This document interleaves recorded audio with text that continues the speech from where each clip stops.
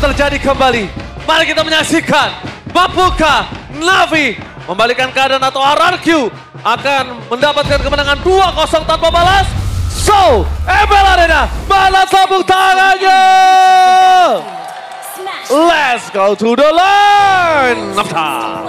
Satu match terakhir, bisa jadi satu game terakhir juga. Akankah Navi menutup season ini tanpa kemenangan sama sekali?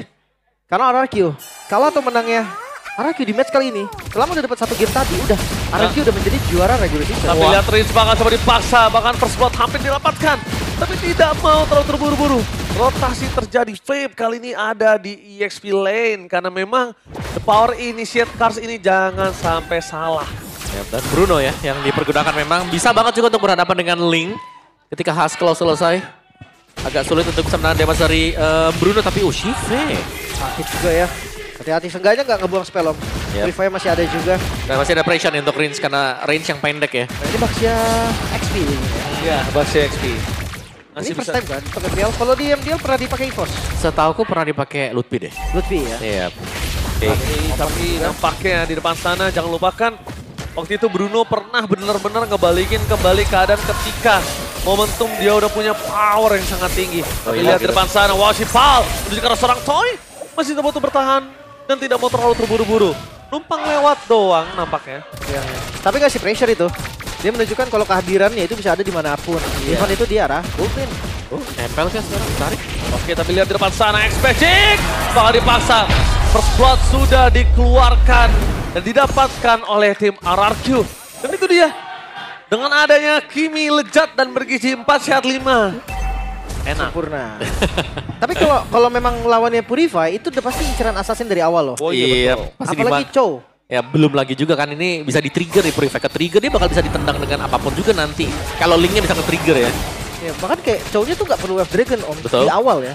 Dia 3 kali Jet Kundo aja udah cukup. Damage-nya udah eksplosif. Oh iya betul, apalagi pasifnya keluar tuh ya kan dari emblemnya. Bar. Itu akan membuat para pasukan dari tim Navi harusnya kewalahan. Tapi The Way of Dragon Idok setidaknya menjadi salah satu jawaban. Tapi lihat di depan sana. Mirroring terjadi, Tempest of Blade dikeluarkan bersama dengan Retribution. Membuat para pasukan dari tim Navi.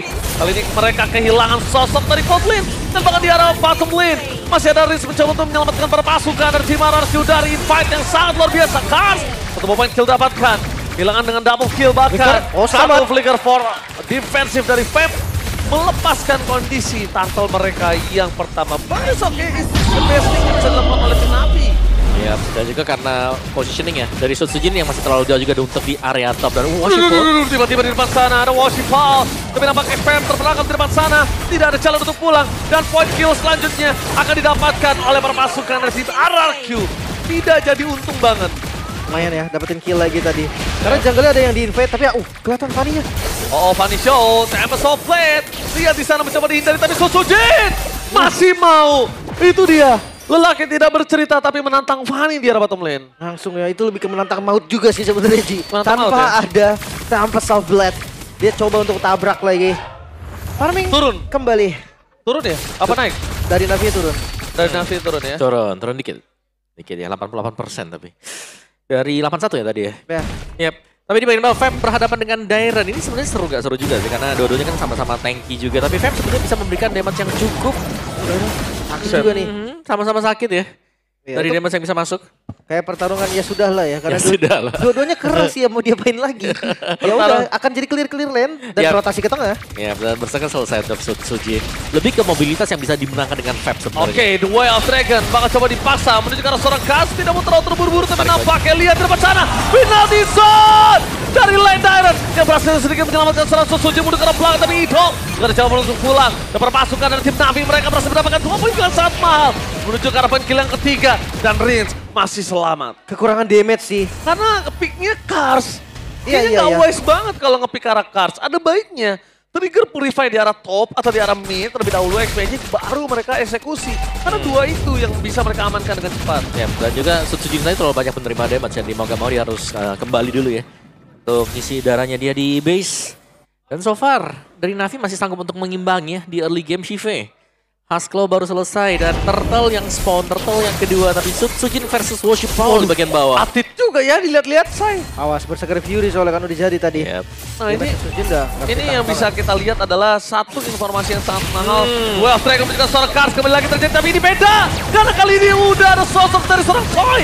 Meanwhile, Worship Paul miss kabel beri Soke, no problem. Idok menjadi target utama mereka, mundur ke arah belakang. Tapi X-Magic terlihat lezat bagi Worship Paul. One last hit dan berhasilkah Worship Paul didapatkan one last hit. Worship Paul still survive in the top lane. Walaupun di sisi lain Fab menjadi korban, tapi selama nggak kehilangan sang jungle, sang kuncian utama masih aman. Worship Paul masih no death. Oke, tapi masih dengan adanya trade yang dilakukan juga dengan tumbangnya Fab, ini berarti masih unggul untuk RRQ. Dan so far X-Magic cukup mengganggu ya dengan damage dari Kimi. Aerial Domination memberikan efek penetration dan juga range yang jauh dengan basic attack dia. Jadi mereka memang bisa dibilang adalah kalau menuju ke arah Cars untuk kesekian kalinya agak cukup berat sih, Lim. Ya, jangan sembarangan untuk makan Cars. Iya, jangan sembarangan untuk makan Cars gitu loh.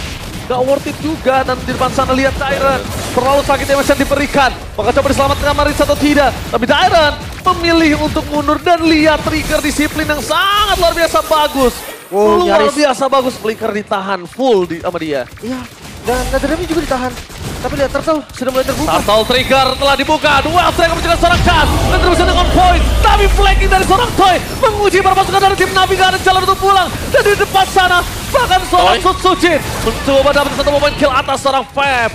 Terlalu sakit damage yang diberikan, tapi Sujin masih bisa bertahan. Itu yang tidak boleh dilupakan. Damage dari CV ini tidak bisa dibendung nantinya. Dan hati-hati juga ya, karena ada stun lagi. Masalahnya nih, kalau melihat dari Harit nggak naik lagi, tapi CV mukul mundur Idok. Oh mau rasain tuh. Sakit banget ya. Yang digebok ya. Waduh, karena itu baru punya Haskell ya, belum dari berserkernya juga nanti kalau sampai berhasil diselesaikan oleh CV. Dan under. Ya, dan posisinya lagi under juga sekarang mereka semuanya. Topik yang paling seru mungkin ini Om. Apa tuh? Ketika Harit punya zaman first tadi, nggak ada shieldnya sama sekali kena Baxia. Ya kepotong ya. Potong anti regen Baxia juga. Tapi lihat itu dia dengan satu momen kill. Purify Gaming tidak ada. Retribution Sujin tidak mau terlalu terburu-buru seperti biasa. Trigger disiplin itu mahal. Jempol tidak kagetan, Lim. Iya. Jempol tidak latahan. Itu merubah segalanya loh, Lim. Benar. Apalagi dari range juga kelihatan. Dan pressure top. Toy menuju ke arah belakang. Ada Bang CV di depan sana. One last hit. Toy kombinasi kembali lagi terjadi. Langsung ada sosok dari Rinse yang berlambat kiri. Tapi Sujin itu dia. Berani untuk menantang maut. Duel of Dragon. Menuju ke seorang Fab. Ada jalan untuk pulang. Dan itu dia. Sticker Viva RRQ. Berkumandang di depan Fab. Itu dia terlihat lagi. Worship Paul. Toy flicker for defense masih bisa diselamatkan. Masukkan dan bahkan dijepit. Sandwich Gaming akhirnya shutdown terjadi. Sujin berhasil mendapatkan shutdown. Oke, itu dia Worship Paul yang jalan pulangnya terbaca. Langsung ditutup juga Sujin yang sudah punya item. Ancaman yang serius. Bukan ancaman lagi, tapi ini bukan hanya gertak sambal. Sudah mulai menggigit Tomawa. Iya, dia bahkan bisa makan X-Magic. Shive juga bisa di pick off. Bahkan yang tebal Fab yang sering menjadi korban sekarang. Gak kuat. Iya, Link yang jadi seperti ini. Secara level memang cukup unggul ya untuk Linknya. Split push sebenarnya bisa dilakukan oleh RRQ. Tapi kalau mereka mau untuk ambil Lordnya ini juga gak ada masalah sama sekali. Karena mereka bakal ready untuk team fight dengan barisan pemain mereka juga. Dairon ready untuk penalty zone. Mungkin Netherrealm sebentar lagi akan siap juga bagi Rinse. Tapi jangan lupakan Om, masih gua ingatkan kembali Bruno ini bisa bersinar Om. Bruno bisa balikin keadaan loh. Tapi masalahnya gini Ji, kalau ngomongin soal Bruno, itemnya beda jauh, nggak bisa juga. Tapi masalahnya marksman kan, dia butuh farming dan ada Harit yang udah ready. Offset position itu suka terjadi, jangan sampai linknya nggak sengaja dengan kena stuck dari seorang Bruno. Ya, berarti memanfaatkan misplay dari RRQ. Mau tidak mau, suka tidak suka. Ya, ada nggak tapi sekarang misplaynya yang harus ditunggu nih? Belum ada. Sejauh ini belum ya. Betul, dan setupnya lebih rapi juga kan buat RRQ. Ingat mereka punya Netherrealm, mereka bisa memancing dan kalaupun nanti Rinse tumbang ini pasifnya penuh nih buat Rinse. Ya bener banget, jadi Rinse bisa hadir kembali dengan sangat cepat ya Om Mahwaya. Yap, jadi hitungannya ya 6 lawan 5 ya Mas ya. Oke. Kalau Faramis dengan full pasif. Tapi Lord mulai hadir nih ke arah mid lane.